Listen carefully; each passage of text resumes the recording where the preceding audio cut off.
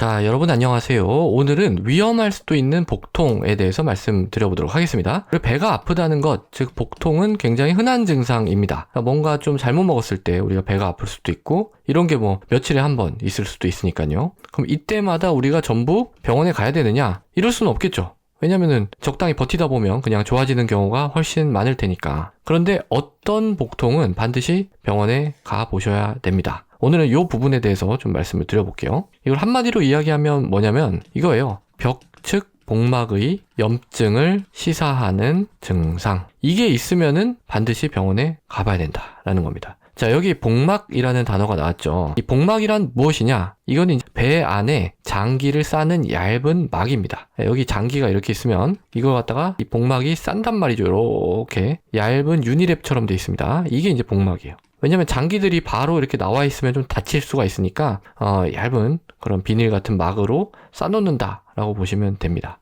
근데 이게 한 겹이 아니라 두 겹이에요. 이렇게 두 겹으로 싸고 있습니다.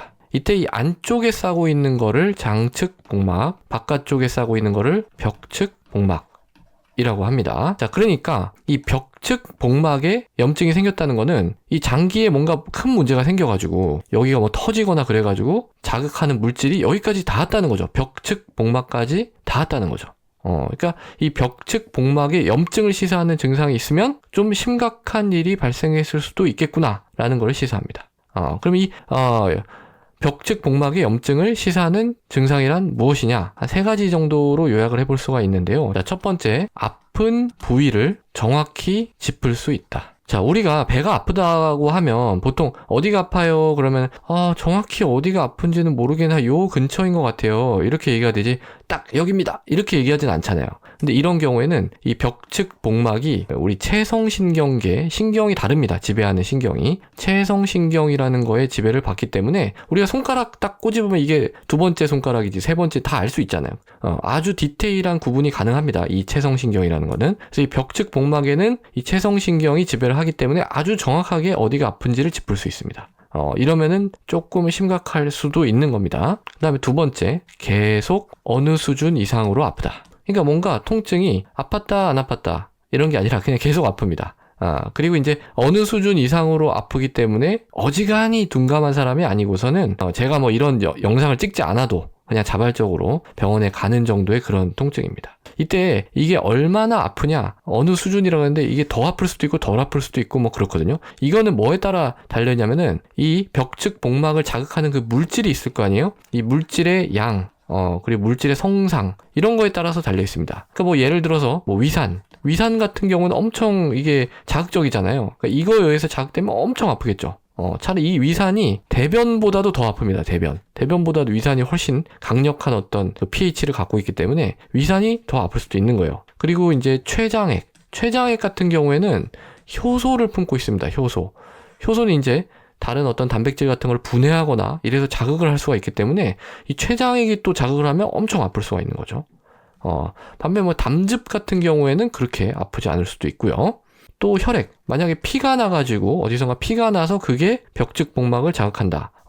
근데 이 혈액이라는 것도 사실 뭐 그렇게까지 자극적이진 않거든요. 그래서 이것도 뭐 그렇게 아프진 않을 수 있고, 만약에 소변이 새가지고 여기를 자극한다.